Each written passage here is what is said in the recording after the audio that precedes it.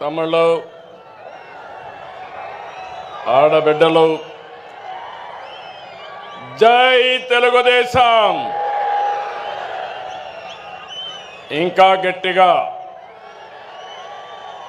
రాయలసీమ గర్జన రాష్ట్రమంతా మార్మోగాలి. జై తెలుగుదేశం, జై తెలుగుదేశం, జై Telugu Desam. Amar high NTR, Amar high NTR, NTR Amar high. అందరికీ నమస్కారం. వేదిక పైనుండే పెద్దలకి, నా ముందర చూస్తే సముద్రం నెల్లూరు పక్కనుందనుకుంటే జన సముద్రంతో ఈరోజు కడప నిండిపోయింది. ఎక్కడ చూసినా మా తమ్ముళ్ళు, మా ఆడబిడ్డలే. ఎన్నోసార్లు కడపకు వచ్చాను, కానీ ఈరోజు మీ ఉత్సాహం చూస్తా ఉంటే, మీ అభిమానం చూస్తా ఉంటే నాకు ఒక ధైర్యం వచ్చింది. కొండనైనా ఢీ కొట్టి మీకు న్యాయం చేస్తానని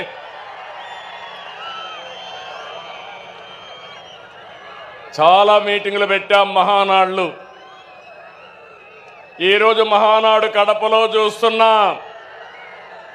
అందరూ అనుకున్నారు కడపలో మహానాడా అని. నాకు నమ్మకం ఉంది. కడప తెలుగుదేశం పార్టీ అడ్డా, అది నిరూపించడానికే ఇక్కడ పెట్టాం. అవునా కాదా తమ్ముళ్ళు అని మిమ్మల్ని అడుగుతున్నా. అవును అంటే గట్టిగా చెప్పండి, చప్పట్లు కొట్టండి, హర్షాన్ని తెలియజేయండి. రెండు చేతులు పైకెత్తి ఆమోదాన్ని తెలియజేయమని కోరుతున్నా. ఒక్కోసారి జీవితాల్లో కొన్ని సంఘటనలు జరుగుతాయి. ఈరోజు కడప సంఘటన చూసిన తర్వాత మీరందరూ కూడా మంచి చేస్తే శాశ్వతంగా అండగా ఉంటామని మరొక్కసారి నిరూపించారు. 2 రోజుల మహానాడు జాతర. నేను చాలా మహానాడులు చూశాను. కార్యకర్తలు కూడా ఒక రకంగా వచ్చేవారు, కానీ ఈసారి మాత్రం ప్రతి క్షణం అనుక్షణం చాలా శ్రద్ధగా కూర్చున్నారు. బ్రహ్మాండంగా జయప్రదం చేశారు. ఈరోజు ఉదయం నేను చూస్తున్నా, అన్ని దారులు కడప వైపే. కడప దిగ్బంధం అయిపోయింది. ఈ గ్రౌండ్ చూస్తే తెల్లవారితోనే ఫుల్ అయిపోయింది. ఈరోజు ఎప్పుడు కూడా మన మీటింగులు టైం కంటే ఒక అర్ధగంట ఆలస్యంగా జరిగేది, కానీ ఈసారి మాత్రం టైం కంటే 3 గంటల ముందే మన మీటింగ్ ప్రారంభమైంది. ఏం తమ్ముళ్ళు, మీ రుణం తీర్చుకోవాలి. కూటమి ప్రభుత్వం ఏర్పడ్డాక మొదటి మహానాడు దేవుని కడపలో జరిగింది. రెస్పాన్స్ అదిరింది, సూపర్ హిట్ అయింది. ఇక్కడ ఒక విషయం మీకు చెప్పాలి. గత ఏడాది 2వ తేదీ ప్రజాగళం ఎన్నికల సభలో కడపకు వచ్చాను. ఆ రోజు ఒక మాట చెప్పాను, కడప రాజకీయం మారుతోంది, కడప గడపలో మార్పు స్పష్టంగా కనిపిస్తుందని ఆ రోజు చెప్పాను. అది మీరు చూస్తే అహంకారంతో విర్రవీగే వారికి ఎన్నికల్లో కడప జిల్లా ప్రజలు అద్భుత చైతన్యంతో తీర్పు చెప్పారు. ఈ ఎన్నికల్లో ఒక కడపే కాదు, రాష్ట్రం ప్రతి ప్రాంతం అద్భుతమైన విజయాన్ని సాధించాం. ఉమ్మడి కడపలో 10కి 7 గెలిచాం. తమ్ముళ్ళు, ఇప్పుడు నుంచి కష్టపడితే 2029లో 10కి 10. సిద్ధమా అని అడుగుతున్నా మిమ్మల్ని. సిద్ధమా తమ్ముళ్ళు అని అడుగుతున్నా. ఆడబిడ్డలు సిద్ధమా అని అడుగుతున్నా.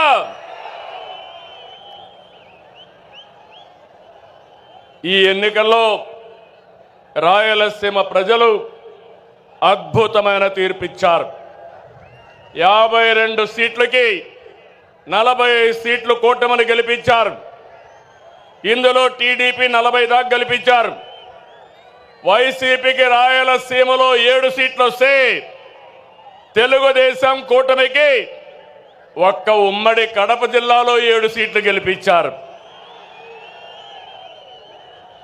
ప్రజా తీర్పు మళ్ళీ మనకు ఒక బాధ్యత గుర్తు చేసింది.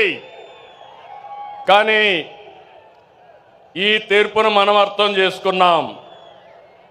ఓడిపోయిన పార్టీ ఇప్పటికీ అర్థం చేసుకోలేదు, అర్థం చేసుకోదు కూడా. అధికారం కోసం పుట్టిన పార్టీ కాదు తెలుగుదేశం పార్టీ.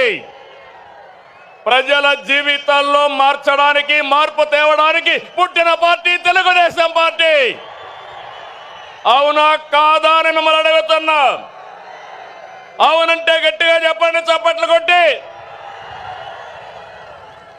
నా సుదీర్ఘమైన రాజకీయ జీవితంలో నేను చూశాను, ఎప్పుడు కూడా ప్రజలంతా కూడా అభివృద్ధిని, సంక్షేమాన్ని కోరుకుంటారు.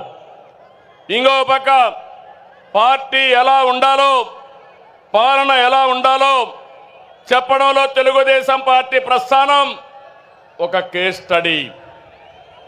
పాలకులు ఎలా ఉండకూడదు, పార్టీ ఎలా నలపకూడదు ప్రపంచంలోనే ఒక కేస్ స్టడీ వైఎస్ఆర్ పార్టీ అని చెప్పి కూడా నేను మీకు తెలియజేస్తున్నా. తెలుగుదేశం పార్టీ ప్రజా ఉద్యమాలు, పోరాటాలు, ఎన్నికలు, గెలుపులు కొత్త కాదని చెప్పి నేను మీకు తెలియజేస్తున్నా. గత ప్రభుత్వంలో 5 సంవత్సరాలు మనం పోరాటాలు చేశాం.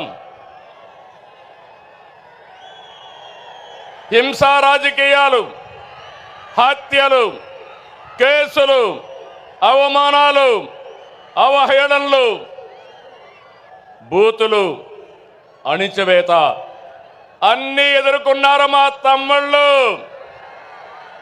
మా ఆడబిడ్డలు. మీరే నా బలం, బలగమని మరొకసారి గుర్తు చేస్తున్నా.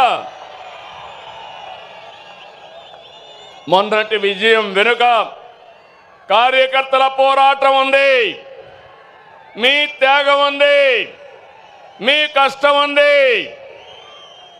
విధ్వంస రాష్ట్రాన్ని పునర్నిర్మిస్తామని మన మిత్రుడు జనసేన అధినేత పవన్ కళ్యాణ్ గారు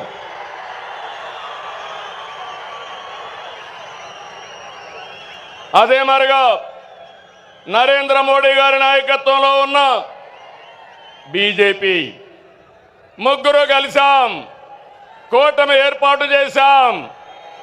తమ్ముళ్ళు, అది చేస్తే దాని ప్రభావం అంతా ఇంత కాదని మరొకసారి విజ్ఞప్తి చేస్తున్నా.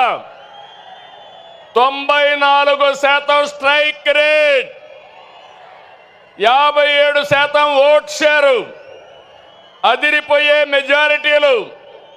ఒకప్పుడు ఎన్నికల అసెంబ్లీ అంటే 10,000, 15,000 మెజారిటీ వచ్చేది.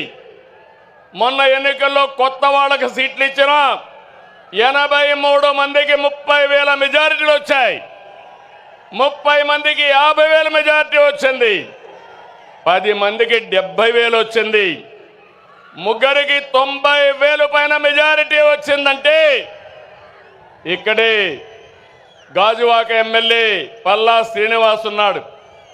94,000 మెజారిటీ, అత్యంత మెజారిటీ. అదే మరి భీమనిపట్నంలో గంటా శ్రీనివాసరావుకి అదే మెజారిటీ వచ్చింది. మంగళగిరిలో తెలుగుదేశం పార్టీ యువగళం నాయకుడు నారా లోకేష్కి 92,000 మెజారిటీ వచ్చింది. వయనాట్లో గొడ్డలి పోట్లు అనేది మన రాజకీయం కానే కాదు. ప్రజలిచ్చిన అధికారాన్ని బాధ్యతలా భావించి ప్రతి క్షణం కష్టపడి పనిచేయడం మన విధానం.